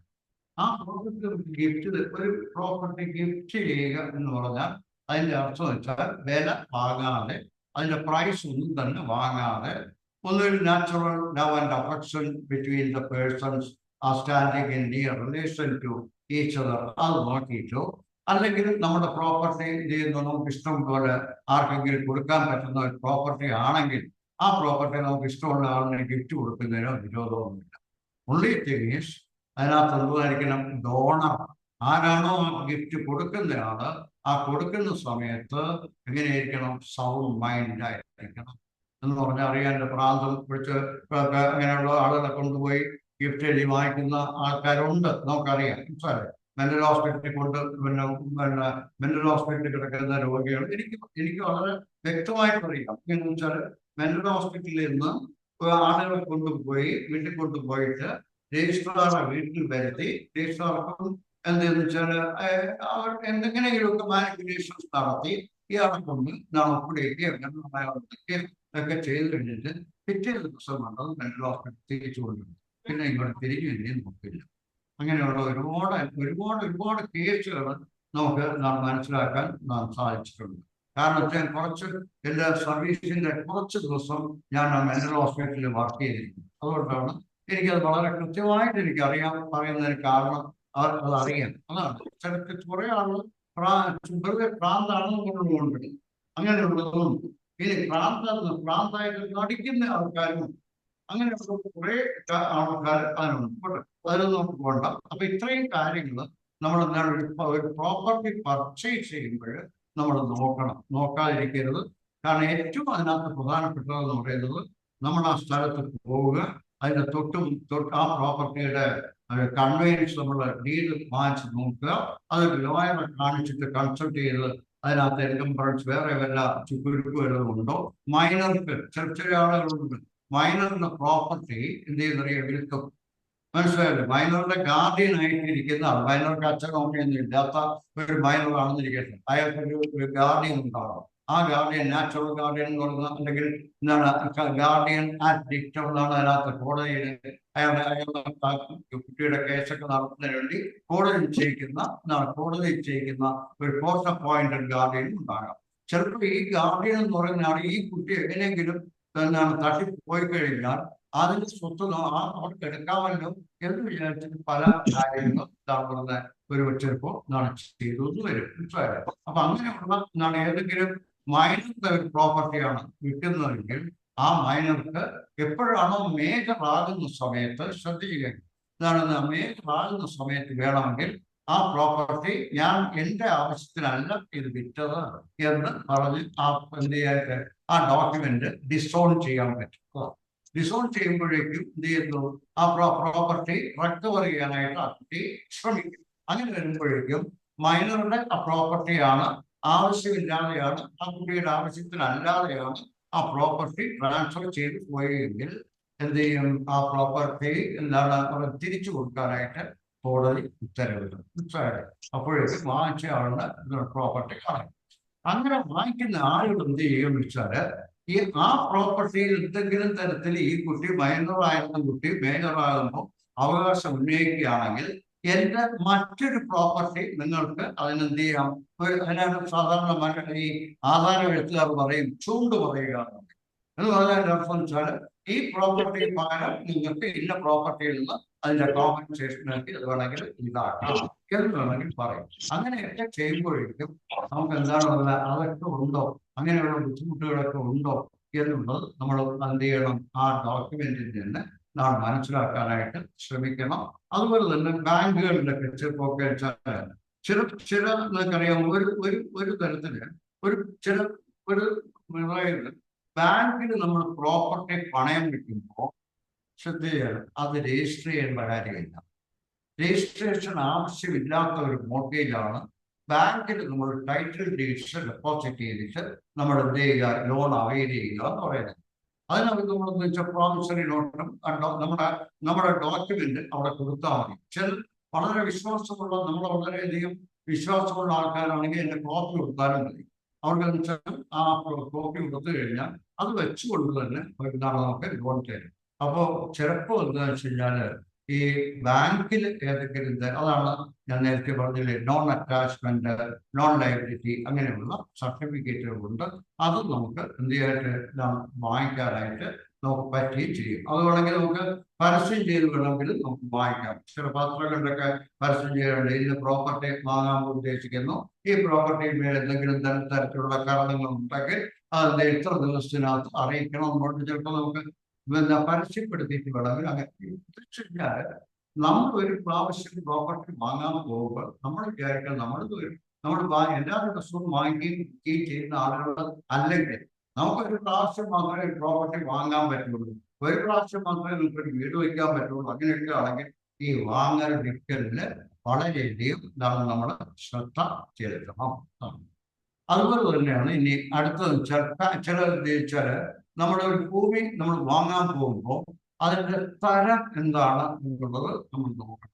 അത് വെറ്റ്ലാൻഡ് ആണോ, വെറ്റ്ലാൻഡ് ആയിട്ടാണോ റവന്യൂ റെക്കോർഡ്സിൽ കിടക്കുന്നത്. വെറ്റ്ലാൻഡ് ആയിട്ടാണ് കിടക്കുന്നതെങ്കിൽ അതിനെ കൺവേർട്ട് ചെയ്യണം എന്നതായിട്ട് ഡ്രൈ ലാൻഡ് ആയി എന്നും പറഞ്ഞ് നമ്മൾ അതിന് പുറകെ വില്ലേജ് ഓഫീസിലും റവന്യൂ ഓഫീസിലും കയറി ഇറങ്ങി അത് ട്രാൻസ്ഫർ ചെയ്യുന്നതിന് തന്നെ, അതായത് കൺവേർട്ട് ചെയ്യുന്നതിന്. വെറ്റ്ലാൻഡ് എന്നുള്ളത് പാഡി ഫീൽഡിന്റെ ഒക്കെ ആണെങ്കിൽ നമുക്കറിയാൻ വയലുകൾ നിൽക്കുന്നതിനൊക്കെ റെസ്ട്രിക്ഷൻ ഒക്കെ ഉണ്ട്. ആ റെസ്ട്രിക്ഷൻസ് ഒക്കെ ഉള്ളതുകൊണ്ട് നമ്മൾ എന്താ വെച്ചാൽ ആ കൺവേർഷൻ നടത്തേണ്ടി വരുമോ? അങ്ങനെയാണെങ്കിൽ നമുക്ക് ഈ പ്രോപ്പർട്ടി വാങ്ങിച്ചിട്ട് എന്തെങ്കിലും ഗുണമുണ്ടോ, ലാഭമുണ്ടോ, നഷ്ടമാണോ എന്നുള്ളത് നോക്കിയിട്ട് ഈ പ്രോപ്പർട്ടി വാങ്ങാം. അതാണ് ഏറ്റവും ഇനി ഒരു പ്രോപ്പർട്ടി നമ്മൾ വിൽക്കുന്നുണ്ടിരിക്കട്ടെ. അപ്പൊ ചിലപ്പോൾ നമ്മുടെയൊക്കെ അച്ഛനോ അല്ലെങ്കിൽ അപ്പനോ അല്ലെങ്കിൽ അല്ലെങ്കിൽ മക്കൾ വന്നിട്ട് പറയണം, അമ്മ എനിക്ക് 5 സെന്റ് സ്ഥലം എഴുതി തരണം, പാർട്ടിഷൻ ചെയ്ത് തരണം. മനസ്സിലായി ആരുടെ വകയാണ്? അമ്മയുടെ പ്രോപ്പർട്ടിയാണ്. മക്കൾ എന്ന് പറയും 5 സെന്റ് സ്ഥലം പാർട്ടിഷൻ ചെയ്ത് തരണമെന്ന് പറയും. ആ പാർട്ടിഷൻ ചെയ്യണമെന്നുണ്ടെങ്കിൽ, പാർട്ടിഷൻ അവകാശപ്പെടണമെന്നുണ്ടെങ്കിൽ ആ ആളിന് ആരാണോ അവകാശപ്പെടുന്നത് അയാൾക്ക് ആ പ്രോപ്പർട്ടിയിൽ ഒരു അവകാശം ഉണ്ടായിരിക്കണം. എന്നാൽ മാത്രമേ പാർട്ടിഷൻ ചോദിക്കാൻ പറ്റുള്ളൂ. മനസ്സിലായ? കാരണം വെച്ച് കഴിഞ്ഞാല് നമുക്ക് ഒരാളുടെ അമ്മയുടെ പേരിലാണ് വസ്തു കിടക്കുന്നിരിക്കട്ടെ, ആൻസെസ്ട്രൽ പ്രോപ്പർട്ടി ഒക്കെ ആകട്ടെ, അമ്മ മരിക്കുമ്പോഴേക്കും മക്കൾക്ക് കിട്ടും എന്നുള്ള ഇൻകറക്റ്റ് അനുസരിച്ച് അവർക്ക് കിട്ടുമെന്നുള്ളത് അല്ലാതെ ജീവിച്ചിരിക്കുമ്പോൾ വന്നിട്ട് എനിക്ക് 5 സെന്റ് സ്ഥലം പാർട്ടിഷൻ ചെയ്ത് തരണമെന്ന് പറഞ്ഞു വെച്ചു. ഇനി ഒരു പക്ഷെ പാർട്ടിഷൻ നമ്മൾ ചെയ്യുന്നില്ല, നമ്മൾ 5 സെന്റ് സ്ഥലം, അതിന് നമ്മൾ സാധാരണ പറയുന്ന വാക്ക് പാർട്ടിഷൻ എന്നല്ല, സെറ്റിൽമെന്റ് എന്ന് പറയും. വേണമെങ്കിൽ നോക്കില്ലേ ഗിഫ്റ്റ് ആയിട്ട് കൊടുക്കാം. എന്താണ് കാരണം നമ്മുടെ ഏറ്റവും വലിയ out of natural love and affection, അങ്ങനെ നമുക്ക് വേണമെങ്കിൽ ഗിഫ്റ്റ് ആയിട്ട് കൊടുക്കാം. വിതൗട്ട് കൺസിഡറേഷൻ, പണമൊന്നും വാങ്ങിക്കാതെ നമുക്ക് കൊടുക്കാനായിട്ടും സാധിക്കും. അങ്ങനെ പ്രോപ്പർട്ടി എന്താണ് നമ്മൾ കൊടുക്കുമ്പോൾ ശ്രദ്ധിച്ച് കേൾക്കണം പറയുന്നത്, നമ്മൾ അതിനകത്തൊരു കണ്ടീഷൻ വെച്ച് കൊണ്ടിരിക്കണം. അതായത് എന്തെങ്കിലും ഈ പ്രോപ്പർട്ടി നിങ്ങൾക്ക് ഈ യാതൊരു കാരണവശാലും ഈ പ്രോപ്പർട്ടി വിൽക്കാൻ പാടില്ല. അല്ലെങ്കിൽ ഒരു വീടുള്ള പ്രോപ്പർട്ടി ആണെങ്കിൽ ഈ പ്രോപ്പർട്ടിയിൽ നിൽക്കുന്ന വീട്ടിൽ നീ അല്ലാതെ വേറെ ആരും താമസിക്കാൻ പാടില്ല എന്നൊരു കണ്ടീഷൻ വെച്ചുകൊണ്ടിരിക്കട്ടെ. മനസ്സിലായി? കാരണം വെച്ചാൽ നമുക്ക് പ്രോപ്പർട്ടി തന്നാൽ അതിന്റെ ചിലപ്പം വിറ്റ് നമ്മൾ എന്തെങ്കിലും ചെയ്യും എന്നുള്ള പേടിയുള്ളതുകൊണ്ട് അമ്മയും അച്ഛനൊക്കെ വിചാരിക്കും ഇങ്ങനെ ലാഭം വെച്ച് കൊടുക്കാമെന്ന് വിചാരിക്കും. എന്താണ്? അതായത് നിനക്ക് വിൽക്കാൻ പറ്റില്ല, നീ എന്തെങ്കിലും ഈ പ്രോപ്പർട്ടി വിൽക്കുന്നെങ്കിൽ എനിക്ക് പ്രോപ്പർട്ടി തിരിച്ചു തരണം, അല്ലെങ്കിൽ എന്നെയാണ് ആ പ്രോപ്പർട്ടി ഇത്ര രൂപയ്ക്ക് കൊടുക്കണം എന്ന് പറഞ്ഞ് എഴുതില്ല. ആ കണ്ടീഷൻസ് ഒന്നും തന്നെ ശാശ്വതമല്ല. മനസ്സിലായല്ലേ? നമ്മൾ എങ്ങനെ വേണമെങ്കിലും എടുക്കും, വിൽക്കാൻ പാടില്ല എന്ന് എഴുതിയിട്ടുണ്ടെങ്കിൽ പണ്ടുള്ള ആധാരം വെച്ചവർക്ക് അങ്ങനെയൊക്കെ എഴുതുമായിരുന്നു. ഇപ്പൊ ലേറ്റസ്റ്റ് ആയിട്ട് മിക്കവാറും എല്ലാവർക്കും ഈ ലീഗൽ അവയർനെസ് ഉള്ളതുകൊണ്ട്, മനസ്സിലായി, ഈ ലീഗൽ അവയർനെസ് കൊണ്ട് തന്നെ ഒരുപാട് പിന്നെ എന്താണ് നമ്മുടെ നിയമത്തെ പറ്റിയുള്ള അവബോധം, ലയൻസ് വഴിയായിരുന്നാലും റോട്ടറി വഴിയായിരുന്നാലും അതുപോലുള്ള ബാക്കി ലീഗൽ എയ്ഡ് വഴിയായിരുന്നാലും അദാലത്ത് വഴിയൊക്കെ പല സ്ഥലത്തും പല രീതിയിലും കാര്യങ്ങൾ നടക്കുന്നുണ്ട്. ഒരുമാതിരിപ്പെട്ട ആളുകൾക്കൊക്കെ കുറെയൊക്കെ നിയമങ്ങൾ മനസ്സിലാകാൻ അറിയുകയും ചെയ്യും. അപ്പൊ അതുകൊണ്ട് അവരൊക്കെ എന്ത് ചോദിച്ചാൽ ഇതനുസരിച്ച് പ്രവർത്തിച്ചോളും. മനസ്സിലായത്? അപ്പൊ ഈ കാര്യങ്ങളൊക്കെ നമ്മൾ ഇതൊക്കെ കുറച്ചൊക്കെ ഉള്ളു നമ്മൾ പറയുന്നത്. പക്ഷെ ഇതൊന്നും തന്നെ ഞാൻ പറഞ്ഞില്ലേ, ഒന്നും തന്നെ എന്താണ് നമ്മൾ ഇതൊക്കെ നമുക്ക് അറിയാമെങ്കിൽ പോലും നമ്മൾ എന്താ ചെയ്യുമെന്നറിയാമോ? ഈ അറിയാതെ തന്നെ ഞാൻ പറഞ്ഞില്ലേ, വണ്ടി വിൽക്കുമ്പോൾ ഇതെല്ലാം കൂടെ റെക്കോർഡെല്ലാം കൂടെ വാങ്ങുന്ന ആളിനെ കൊടുക്കും. വാങ്ങുന്നവൻ അത് RTO ഓഫീസിൽ കൊടുക്കില്ല, വണ്ടി നമ്മുടെ പേരിൽ തന്നെ കിടക്കും. കൂടുതൽ കള്ള ആ അതിലായിരിക്കും ചിലപ്പം പല റേപ്പോ പല ലഹരി മരുന്നോ ഒക്കെ എന്ത് ചെയ്ത് കടത്തുന്നതിനായിരിക്കും. അതുകൊണ്ട് നമ്മളും കൂടി നാളെ അറിയാതെ നമുക്ക് പറയാൻ പറ്റില്ല, ഇതെന്റെ വണ്ടി എന്താണെന്ന് പറയാൻ പറ്റില്ല. കാരണം നമ്മുടെ പേരിൽ മാറ്റി. അതുകൊണ്ട് വില കുറയും ചെയ്യുമ്പോൾ തീർച്ചയായിട്ടും അതാണ് ആദ്യം ഏറ്റവും അധികം ശ്രദ്ധിക്കാവുന്ന കാര്യം എന്താണ്. പിന്നെ നോമിനിയുടെ കാര്യം ഞാൻ പറഞ്ഞു. നോമിനിക്ക് ഒരു റോളുമില്ല, കാശ് വാങ്ങിക്കുക എന്നാണ് അവർ. ഇല്ലെങ്കിൽ നമുക്ക് നോമിനിക്ക് എഗൻസ്റ്റ് ആയിട്ട് നമുക്ക് കേസ് കൊടുക്കാം. ഇപ്പൊ നോമിനി നല്ലൊരു സബ്സ്റ്റാൻഷ്യൽ ആയിട്ടുള്ള എമൗണ്ട് ബാങ്കിൽ നിന്ന് വാങ്ങിച്ചുകൊണ്ടിരിക്കണം. നമുക്ക് അവകാശം ഡിസ്ട്രിബ്യൂട്ട് ചെയ്തില്ല എങ്കിൽ നമ്മുടെ വി ഷുഡ് ബി വളരെ വിജിലന്റ് ആയിരിക്കണം. കാരണം ഒരാൾ മരിക്കുമ്പോഴേക്കും ആ ആളിന് ബാങ്കിലുള്ള അക്കൗണ്ട് എന്തെങ്കിലും ഉണ്ടോ എന്നുണ്ടെങ്കിൽ നമ്മൾ അറിയണം. അതുകൊണ്ട് സാധാരണ രീതിയിൽ പറയുന്നത് കഴിഞ്ഞാൽ ഒരു ബാങ്കിൽ നമ്മൾ ഏതെങ്കിലും എഫ്ഡിയോ ഇട്ട് കഴിഞ്ഞാൽ വീട്ടിലുള്ള ആളുകളെ നമ്മൾ അറിയിച്ചിരിക്കണം. അത് നമ്മുടെ ന്യായമായ ഒരു കാര്യമാണ്. ഇത്ര രൂപ ഞാൻ ബാങ്ക് ഇട്ടിട്ടുണ്ട്, ഞാൻ മരിക്കുമ്പോൾ നിങ്ങൾ എടുത്തോ എന്ന് നമുക്ക് അവരെ അറിയിക്കാൻ. അപ്പൊ അവർക്ക് വേണമെങ്കിൽ നമ്മൾ മരിക്കുമ്പോഴേക്കും വേണമെങ്കിൽ അത് എഴുതിറിയണം. നമ്മൾ വെളിയിൽ ഉണ്ടായിട്ട നമ്മൾ എന്ത് ചെയ്യുന്നു, ലോക്കർ ഈ സാധനം വെച്ച് കഴിഞ്ഞാല് വിൽപ്പത്രം എഴുതി ഒരിക്കലും വിൽപ്പത്രം എഴുതിയാൽ ശ്രദ്ധിക്കണം. ഒരിക്കലും വിൽപ്പത്രം എഴുതിയാൽ അത് കൊണ്ടുപോയി ലോക്കറിൽ വയ്ക്കരുത്. എന്തുകൊണ്ടാണ് ലോക്കറിൽ വെക്കരുത് എന്ന് പറയാനുള്ള കാരണം, ആ ലോക്കറിൽ നമ്മൾ മരിച്ചു കഴിഞ്ഞാൽ ആ ലോക്കറിന്റെ ഉടമസ്ഥൻ മരിച്ചു കഴിഞ്ഞിരിക്കരുത്. മരിച്ചു കഴിഞ്ഞിട്ട് അവകാശത്തിൽ നിന്ന് ആ ലോക്കർ തുറക്കണം എന്ന് പറഞ്ഞാൽ ഇതാണ് ഏത് വേണമെന്ന് പറയും. ഒന്നിൽ വിൽപ്പത്രം വേണമെന്ന് പറയും, അല്ലെങ്കിൽ നിങ്ങളുടെ സക്സഷൻ സർട്ടിഫിക്കറ്റ് വേണമെന്ന് പറയും. ഡെത്ത് സർട്ടിഫിക്കറ്റും നിങ്ങളാണ് അവകാശം എന്നുള്ളതിന് അത് തരാൻ പറയും. അതേസമയത്ത് വിൽപ്പത്രം നമ്മുടെ കൈ വെളിയിലാണെങ്കിൽ നമുക്ക് ആ വിൽപ്പത്രം കൊണ്ടുപോയി കാണിച്ചാൽ അവർക്ക് തരാം. അതാണ് അവർക്ക് വേറെ ഒബ്ജക്ഷൻ ഒന്നും പറയാൻ. കാരണം ആ വിൽപ്പത്രം രജിസ്റ്റർ ചെയ്യുന്നത് കൂടെയാണ് കോർട്ട് സ്റ്റേറ്റ് കൂടെ. അതിനെയാണ് നമ്മൾ പറയുന്നത് പ്രൊബേറ്റ് ചെയ്യുക എന്ന് പറയും. പ്രൊബേറ്റ് ചെയ്തതാണെങ്കിൽ നമുക്ക് എന്താണ് അവർക്ക് ആ സർട്ടിഫിക്കറ്റ് ബേസിൽ കോടതിയുടെ ആ സർട്ടിഫിക്കറ്റിന്റെ ബേസിൽ ആ വിൽപ്പത്രത്തിന്റെ ബേസിൽ നമുക്ക് എന്ത് ചെയ്യാനായിട്ട് ആ ലോക്കർ തുറക്കാനും അതിനകത്ത് എന്തൊക്കെയാണ് ഉള്ളത് പറയാനും സാധിക്കും. ഇത്രയൊക്കെയാണ് സാധാരണ നമ്മുടെ ജീവിതത്തിൽ വരുന്നത് എന്ന് എനിക്ക് തോന്നുന്നു. നമ്മൾ അതിന്റെ ഒരു കറക്റ്റായിട്ട് 9:15 നിർത്തിയിട്ടുള്ളത് അല്ലേ? അതാണ്. അതെ, ഇത്രയേ ഉള്ളൂ. ഇനി എന്തെങ്കിലുമൊക്കെ സംശയം ഉണ്ടെങ്കിൽ ഫോണിൽ വിളിച്ച് ചോദിച്ചോ, അപ്പോഴും പറഞ്ഞുതരും. എന്തെങ്കിലും സംശയം ഉണ്ടെങ്കിൽ ഫോണിൽ വിളിച്ച് ചോദിച്ചോളൂ, പറഞ്ഞു. ശരി സർ, വളരെ സന്തോഷം. വളരെ ഗംഭീരമായിട്ട് നമുക്ക് അറിയേണ്ട ഒരുപാട് കാര്യങ്ങൾ. അതിൽ എനിക്ക് വളരെ ഇമ്പോർട്ടന്റ് ആയിട്ട് തോന്നിയ ആദ്യത്തെ എന്റെ അറിവാണ് നോമിനിയെ കുറിച്ച് ഇന്ന് സാർ പറഞ്ഞത്. എനിക്ക് തോന്നുന്നു ഇതിനകത്ത് പാർട്ടിസിപ്പന്റ് ആയിട്ടിരിക്കുന്ന നോമിനി എന്ന് പറയുന്ന ആളിന് ആ യാതൊരു തരത്തിലുള്ള അവകാശമോ ആ സ്വത്തിലോ ആ പണത്തിലോ ഇല്ല. അയാൾ ലീഗൽ ഭാര്യയെ നോമിനേറ്റ് വയ്ക്കും. ഭാര്യയ്ക്ക് എന്തെങ്കിലും കിട്ടുന്നത് അവിടെ പ്രശ്നമൊന്നുമില്ല. അവിടെ പ്രശ്നമൊന്നും ഉണ്ടാകാൻ വഴിയില്ല. അതേസമയത്ത് നമ്മുടെ സ്വത്തിന് ബാങ്കുകളൊക്കെ നോമിനിക്കല്ലേ കൊടുക്കുള്ളൂ. കിട്ടാനുള്ളതെങ്കിൽ ഒരാൾ നോമിനി വെച്ച് കഴിഞ്ഞാൽ ആ അമ്മ ഭാര്യയെ വാങ്ങിച്ച് ബാക്കി ആർക്കൊക്കെയാണ് അവകാശം കൊടുക്കാനുള്ളത് അവർക്ക് കൊടുക്കാൻ ബാധ്യതയുണ്ട്. കോടതിയുടെ നേരത്തെ പക്ഷേ ആണെന്ന് നോമിനേഷൻ കൊടുത്തു കഴിഞ്ഞാൽ അത് ഉടനെ തന്നെ അവരുടെ വകയായി തീരും എന്നാണ് ഒരു ധാരണ ആളുകളുടെ എല്ലാം പബ്ലിക്കിന്റെ ഒക്കെ ഇടയിൽ ഉണ്ട്. അതൊക്കെ മാറ്റിയിട്ടാണ് ഒരുപാട് കേസുകളുണ്ട്. 2023 സുപ്രീം കോടതി അവസാനമായി പറഞ്ഞു ഈ നോമിനി എന്ന് പറയുന്ന ആള് ഒരു ട്രസ്റ്റിയുടെ, അതായത് പ്രോപ്പർട്ടി മറ്റു ലീഗൽ വരുന്നത് തന്നെ സുരക്ഷിതമായിട്ട് സൂക്ഷിക്കുക എന്നുള്ളത് മാത്രമാണ് ആ നോമിനിയുടെ റോൾ എന്ന് വ്യക്തമായിട്ട്. അത് വളരെ വ്യക്തമായി നമുക്ക് ഇന്ന് മനസ്സിലായി. എനിക്ക് തോന്നുന്നു ഇതിനു മുമ്പ് ഇതിനകത്തിരിക്കുന്ന പലർക്കും അങ്ങനെ ഒരു ധാരണ ഉണ്ടായിരുന്നുണ്ടാവും. ഇന്ന് വളരെ ക്ലിയർ ആയി അതിനെക്കുറിച്ച്.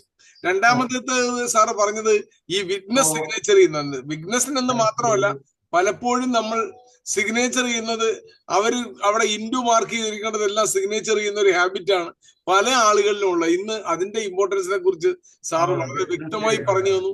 ഈ ഇന്നത്തെ ട്രെയിനിങ് അറ്റൻഡ് ചെയ്ത എല്ലാവർക്കും പുതിയ എന്തെങ്കിലുമൊക്കെ അറിവ് കിട്ടിക്കാണും എന്ന് ഞാൻ പ്രതീക്ഷിക്കുന്നു.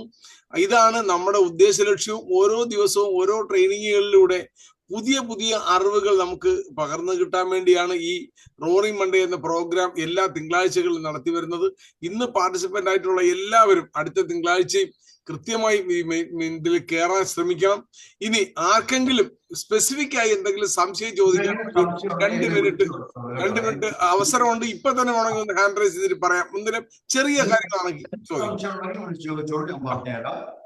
എന്നയാളാണ് ഇന്നലെ ക്ലാസ്സിൽ ഉണ്ടായിരുന്നതാണെന്ന് പറഞ്ഞാൽ മാത്രം മതി. അപ്പൊ എന്താന്ന് വെച്ച് കഴിഞ്ഞാല് ഈ ഇങ്ങോട്ട് നിങ്ങൾ പറയുന്നത് എനിക്ക് ഇങ്ങനെ ഭയങ്കര ഹമ്മിങ്, അതാണ് കേൾക്കാൻ പറ്റുന്നത്. അപ്പൊ എന്തെങ്കിലും അപ്പൊ എന്തെങ്കിലും സംശയം ഉണ്ടെങ്കിൽ സാറിന്റെ ഫോൺ നമ്പർ എന്നെ വിളിച്ചു ചോദിച്ചാൽ ഞാൻ സാറിന്റെ നമ്പർ തരാം. നമ്പർ ഇല്ലാത്തവർക്ക് സാറിനെ വിളിച്ച് സംസാരിക്കാവുന്നേ ഉള്ളൂ. അല്ല, ചോദിക്കുന്നതിന് കൺസൾട്ടേഷൻ ഫീസ് ഒന്നും തരണ്ട, ഇഷ്ടംപോലെ ചോദിച്ചോളപ്പോ. Okay. Thank you very much. Thank you for your invitation and for giving me an opportunity to present this matter. ഇതൊക്കെ സാധാരണ നിത്യജീവിതത്തിൽ നമ്മൾ നടക്കുന്ന കാര്യങ്ങൾ, നമ്മൾ തെറ്റായിട്ട് ചെയ്യുന്ന, അറിയുമെങ്കിൽ പോലും നമ്മൾ തെറ്റായിട്ട് ചെയ്യുന്ന കാര്യങ്ങളൊക്കെയാണ് പലതും. അപ്പൊ അതൊക്കെ നമ്മൾ സൂക്ഷിച്ച് കൈകാര്യം ചെയ്താൽ ഒരുപാട് ദുഃഖിക്കേണ്ട, അത്രയേ ഉള്ളൂ. അല്ലാതെ ഒരു വലിയൊരു ഭരണഘടന മുഴുവനും പഠിപ്പിക്കാനോ അങ്ങനെയുള്ള ഉദ്ദേശം എന്ന് പറഞ്ഞാൽ അത്യാവശ്യമുള്ള നുറുങ്ങുകൾ ഇത്രയേ ഉള്ളൂ. Thank you. വളരെ വ്യക്തമാണ്. ചുരുങ്ങിയ സമയം കൊണ്ട് നമുക്ക് ഇത്രയും നല്ല ഒരു ക്ലാസ് എടുത്തു തന്ന സാറിന് നമ്മുടെ ചെയർമാൻ എന്ന നിലയിൽ എന്റെ പേരിലുള്ള നന്ദി അറിയിക്കുന്നു. ഒഫീഷ്യലി നന്ദി പ്രകാശത്തിന് വേണ്ടി നമ്മുടെ പ്രോഗ്രാമിന്റെ പാർട്ട് കൂടിയായ ലയൺ ഫസലുദ്ദീൻ അവരെ ക്ഷണിച്ചുകൊള്ളുന്നു. ഇതിനകത്ത് എനിക്ക് എന്റെ ഫ്രണ്ട് ദിൽഷാദിനെ കാണാം. Dilshad, thank you for participation. നമസ്കാരം. വളരെ ബഹുമാന്യായ അധ്യക്ഷൻ ലയൺ കബീർദാസ് സർ, നമ്മുടെ അദ്ദേഹം GLT കോർഡിനേറ്ററാണ്. ഇന്നത്തെ ഇനാഗറൽ ഓഫീസർ, എവരുടെ hero PDG 2013-14 PMJF Lion AK Abbas sir. നമ്മുടെ ഇന്നത്തെ ഈ പ്രോഗ്രാം വളരെ നല്ല രീതിയിൽ ട്രെയിനിങ് സെഷൻ കൈകാര്യം ചെയ്ത PDG 2013-14 PMJF ലയൺ ഡോക്ടർ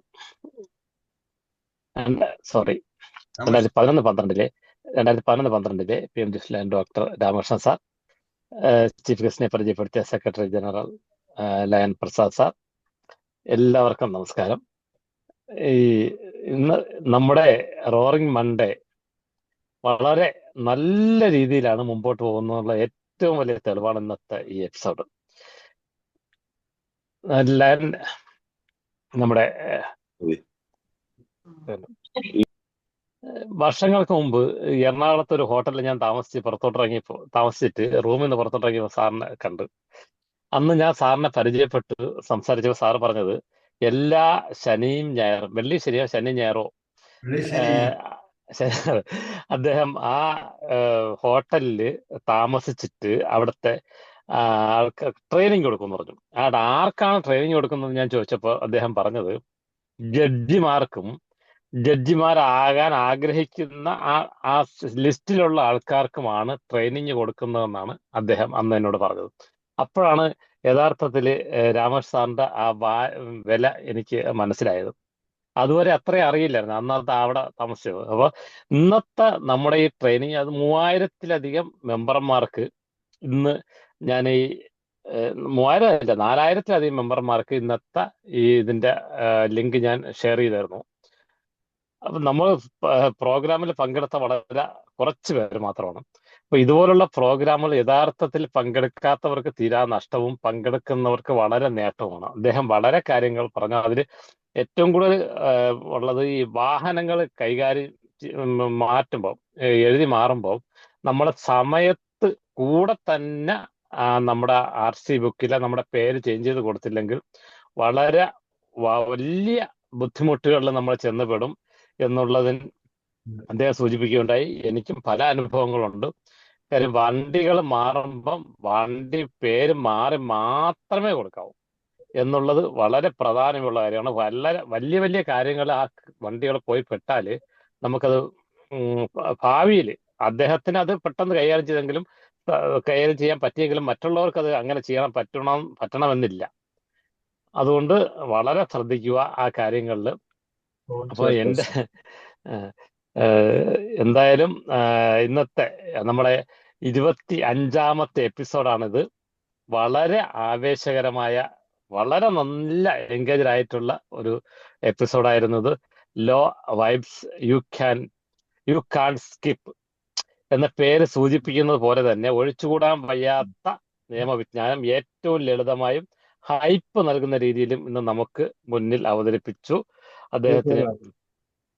അതായത് ഒരുപാട് കാര്യങ്ങൾ അദ്ദേഹം വളരെ ചെറിയ സമയത്ത് മണിക്കൂറുകൾ കൊണ്ട് പറയാൻ പറ്റുന്ന കാര്യങ്ങൾ വളരെ ചെറിയ സമയം കൊണ്ട് അദ്ദേഹം നമ്മോട് പറഞ്ഞു. അദ്ദേഹത്തിന് ഇന്നത്തെ ഈ മീറ്റിങ്ങിലുള്ള എല്ലാ ആദരവോടും കൂടിയുള്ള നമ്മുടെ ഡിസ്ട്രിക്റ്റിന്റെ പേരിലുള്ള, മൾട്ടിപ്പിളിന്റെ പേരിലുള്ള എല്ലാ നന്ദിയും അദ്ദേഹത്തിന് അറിയിക്കുന്നു. നന്ദി സാർ, നന്ദി. ഇന്നത്തെ നമ്മുടെ സെഷൻ, നമ്മുടെ 25ാമത്തെ എപ്പിസോഡുകൾ വളരെ വ്യത്യസ്തമായ പ്രോഗ്രാമുകൾ, വ്യത്യസ്തമായ ഓരോ ഐഡിയകൾ കൊണ്ടുവന്ന് പുതിയ ട്രെയിനേഴ്സിനെ അവതരിപ്പിച്ച നമ്മുടെ അധ്യക്ഷനായിട്ടുള്ള ലയൻ കബീർദാസ് സാറിനെ വളരെ ആദരപൂർവ്വമുള്ള നന്ദി അറിയിക്കുന്നു. ബാക്കി ഇവിടെ ഇരിക്കുന്ന 10-16 പേര് പോയി. അതിലെ ഒരു കാര്യം കൂടി പറയാം. ഒരു മരിച്ചു പോകുന്ന ആളിന് എന്തൊക്കെ അവകാശങ്ങളുള്ളത് നമ്മളൊന്ന് ആലോചിച്ചാൽ എന്താണ് rights of A dead person എന്നാണ്. അല്ലെ, മരിച്ചു പോകുന്ന ആളിന് 3 അവകാശങ്ങളാണ്. മനസ്സിലായി? ശരിക്കും പറഞ്ഞത്, ഒന്ന് അയാളുടെ ബോഡി എന്ത് ചെയ്യണം? ഏതാണ് അതിന് ആരും ഡിസ്റെസ്പെക്ട്, അതായത് ഒരു കോർപ്സിന്, അതായത് ഒരു ഡെഡ് ബോഡിയോട് ആർക്കും തന്നെ ഡിസ്റെസ്പെക്ട് കാണിക്കാൻ പാടില്ല. അതൊന്നും. രണ്ടാമത് എന്താണെന്നറിയാമോ? ഒരാൾ മരിച്ചു കഴിഞ്ഞാൽ പോലും അയാളുടെ പ്രോപ്പർട്ടിയിൽ അധികാരം ഉറപ്പിച്ചിരിക്കുന്നു. കാരണം എന്താണ്? വിൽപ്പത്രം വഴി എന്ന് പറഞ്ഞാൽ എൻ്റെ പ്രോപ്പർട്ടി എൻ്റെ മരണശേഷം അതെങ്ങനെ കൊടുക്കണം, ആർക്കൊക്കെ കൊടുക്കണമെന്ന് എന്താണ് മരിച്ചു കഴിഞ്ഞിട്ടും അദ്ദേഹം പറയുന്നത് കേട്ടേ പറ്റുള്ളൂ. അതാണ് രണ്ടാമത്. മൂന്നാമത്തെ കാര്യം എന്ന് പറയുന്നത് റെപ്യൂട്ടേഷനാണ്. മരിച്ചുപോയ ഒരാളിനെ പറ്റി അവവാദം പറഞ്ഞാൽ ലീഗലിസ്റ്റിന് വേണമെങ്കിൽ എന്ത് ചെയ്യാം? അതിന് അഗൻസ്റ്റ് ആയിട്ട് ഡിഫമേഷന് കേസ് കൊടുക്കാം. അതാണ് 3 റൈറ്റ്സ്. ഒന്ന് ഡെഡ് പേഴ്സൺസിന്റെ റൈറ്റ്സ് ആണ്. ഒന്ന് how the property should be, ആ വിൽപ്പത്രത്തിൽ കൂടെ അയാൾ സംസാരിക്കുകയാണ്. പിന്നെയുള്ള വെച്ചാൽ അയാളുടെ ഡെഡ് ബോഡി എന്ത് ചെയ്യണം? നമുക്ക് വഴിയിൽ എങ്ങനെ തിരുവാൻ പറ്റുമോ? അവിടെ വെച്ചേക്കാൻ പറ്റില്ല. അതുപോലെ ചവിട്ട് കൊടുക്കാൻ പറ്റും? ഇല്ല. ഇയാളാണ് എൻ്റെ ഫണ്ട് ഇങ്ങനെ ചെയ്ത് മുന്നോട്ട് ഡിസ്റെസ്പെക്ട് കാണിക്കാൻ പറ്റില്ല. അതുപോലെ തന്നെ അവമാനിക്കാൻ പറ്റില്ല. അതാണ് ഒരാളിന് ജീവിച്ചിരുന്നു എങ്കിൽ, ജീവിച്ചിരിക്കുമ്പോൾ അയാൾ ആ കാര്യം പറഞ്ഞാൽ അതൊരു ഡിഫമേഷൻ ആകുമെങ്കിൽ, മരിച്ചു കഴിഞ്ഞാലും ആ കാര്യം പറഞ്ഞാൽ അത് മരണപ്പെട്ട ആളിൽ നിന്ന് ഒരു ഡിഫമേഷനായിട്ട് മാറും. അതും കൂടെ ഞാൻ ഇതിൻ്റെ കൂടെ ഇടയ്ക്ക് പറയണമെന്ന് വിചാരിച്ചാണ്, പക്ഷെ വിട്ടുപോയ ഒരു കാര്യം. അപ്പൊ നമ്മളൊക്കെ മരിക്കുമ്പോൾ നമുക്ക് ഇനിയുണ്ട് 3 റൈറ്റ്സ് ഉണ്ടെന്നുള്ള കാര്യം മറന്നു പോയിരുന്നതാണ്. മരിക്കാൻ നേരത്ത് പറഞ്ഞാൽ എനിക്കുള്ള അവകാശങ്ങളൊക്കെ നിങ്ങൾക്ക് അറിയാമോ എന്ന് ചോദിക്കാൻ വേണ്ടി. Okay, thank you very much. Thank you sir, thank U. ഈ അറിവ് സാറ് ഇന്നത്തെ പറഞ്ഞ വിഷയങ്ങള് മണിക്കൂർ കണക്കിന് പറഞ്ഞാലും തീരാത്തൊരു വിഷയം കേവലം 40 മിനിറ്റോ 45 മിനിറ്റോ കൊണ്ട് സാർ വളരെ വിപുലമായ രീതിയിൽ ഇവിടെ അവതരിപ്പിച്ചു. അപ്പൊ ഇത് ഡെഡ് ബോഡിക്കും അവകാശങ്ങൾ ഉണ്ട് എന്ന് കൂടെ സാർ പറഞ്ഞ് നിർത്തി. Thank you sir. മറ്റൊരു അവസരത്തിൽ നമുക്ക് വേറെ ചില കാര്യങ്ങൾ പറയാം. എന്തായാലും സാറ് വീണ്ടും ഇതിനകത്ത് നമ്മുടെ ഈ പ്ലാറ്റ്ഫോമിൽ സാറ് വീണ്ടും നമുക്ക് ഞാൻ വരാം. മനസ്സിലായി? ഇത് തന്നെ നമ്മൾ ഇന്നത്തെ എനിക്ക് വേറെ ക്ലാസ് ഉണ്ടായിരുന്നതാണ്, ഞാനത് മാറ്റിയിട്ടാണ്. കാരണം 2-3 പ്രാവശ്യം മാറ്റിയതാണ് ഈ ക്ലാസ്. ഈ കബീർദാസിന്റെ ഈ എക്സ്ക്യൂസ് പറഞ്ഞ് അവസാനം എനിക്ക് തന്നെ നാണക്കേടുണ്ട്. എന്താണെന്ന് വെച്ചാൽ എങ്ങനെ ഇനി എക്സ്ക്യൂസ് പറയും? ചോദ്യം ചെയ്തോ, അടുത്ത ആഴ്ച വന്നേക്കാന്ന് പറഞ്ഞു. അങ്ങനെയാണ് ഇന്നത്തെ. വിശക്കുന്നു സാറ് സംസാരിച്ചാലും തീരില്ല. കാര്യം സാർ അത്രയ്ക്കും അറിവ് ഉള്ളില് ഉള്ള ആളാണ്. അതെ അപ്പൊ നമ്മുടെ ഈ മെമ്പർമാരൊക്കെ എല്ലാവർക്കും സാറിന് വളരെ വ്യക്തമായിട്ട് അറിയാവുന്നതാണ്. പക്ഷെ സാറ് അതെ ജഡ്ജിമാർക്ക് ട്രെയിനിങ് കൊടുക്കുന്ന ആളും അതിന്റെ ജഡ്ജിമാരാകാൻ നിൽക്കുന്നവർക്കും ഒക്കെ ട്രെയിനിങ് കൊടുക്കുന്ന ആളാണ്. അപ്പൊ നമ്മുടെ സെഷനിൽ നിന്ന് കയറാത്തവർക്ക് അതൊരു തീരാ നഷ്ടമാണ്. നഷ്ടം തന്നെയാണ്. നഷ്ടമാണ്. അപ്പൊ അത് എന്തായാലും ഓക്കെ, സാറിന് എല്ലാ രീതിയിലുള്ള നന്ദി, വളരെ ഹൃദയത്തിന്റെ ഭാഷയിലുള്ള നന്ദി ഇതിൽ അറിയിക്കുകയാണ്. ഒപ്പം നമ്മുടെ കബീർദാസ് സാർ, അദ്ദേഹം വ്യത്യസ്തരായ ട്രെയിനേഴ്സിനെ 25ാമത്തെ എപ്പിസോഡിലും ഓരോ എപ്പിസോഡിലും വ്യത്യസ്തമായ ട്രെയിനേഴ്സിനെയാണ് കൊണ്ടുവരുന്നത്. അദ്ദേഹത്തിന് പ്രത്യേകമായിട്ടുള്ള നന്ദി അറിയിക്കുന്നു. ഒപ്പം നമ്മുടെ അദ്ദേഹം GLT കോർഡിനേറ്ററാണ്. ഇന്നത്തെ നമ്മുടെ പ്രോഗ്രാം ഇനാഗുറേറ്റ് ചെയ്ത എവരുടെ ഹീറോ എന്ന് പറയുന്ന ലയൻ AK അബ്ബാസ് സാർ, അദ്ദേഹത്തിന് പ്രത്യേകമായ നന്ദി അറിയിക്കുന്നു. ഇന്നത്തെ ചീഫ് ഗസ്റ്റിനെ പരിചയപ്പെടുത്തിയ secretary general IT MJF Lion Prasad സാറിനുള്ള നന്ദി പ്രത്യേകമായിട്ട് അറിയിക്കുന്നു. ഒപ്പം ഇന്നത്തെ ഈ മീറ്റിംഗിൽ നമ്മുടെ ഈ ട്രെയിനിങ് സെഷനിൽ ഉണ്ടായിരുന്ന ലയൻ കുറേ നേതാക്കൾ ഉണ്ടായിരുന്നു. അവർ സ്ഥിരമായിട്ട് ഇതിനകത്ത് വരുന്നവരാണ്. അവർക്കെല്ലാവർക്കും ഓരോരുത്തർക്കും പ്രത്യേകമായ നന്ദി അറിയിക്കുന്നു. നമ്മുടെ ഓരോ സെഷനുകളും പുതിയ അറിവുകൾ നൽകുന്നതാണ്. ഒരു 45 മിനിറ്റുള്ള ഒരു ട്രെയിനിങ്ങിൽ ഒരു പോയിന്റ് നമുക്ക് കിട്ടിയാൽ അതൊരു വലിയ അറിവ് തന്നെയായിരിക്കും. പക്ഷെ ഇന്നത്തെ ഇതിൽ ഒത്തിരി പുതിയ അറിവുകൾ നമുക്ക് കിട്ടിയിട്ടുണ്ട്. നമ്മുടെ അറിവില്ലായ്മ എന്ന് പറയുന്നത് ഒരു കോടതിയിൽ അംഗീകരിക്കുന്ന കാര്യമല്ല.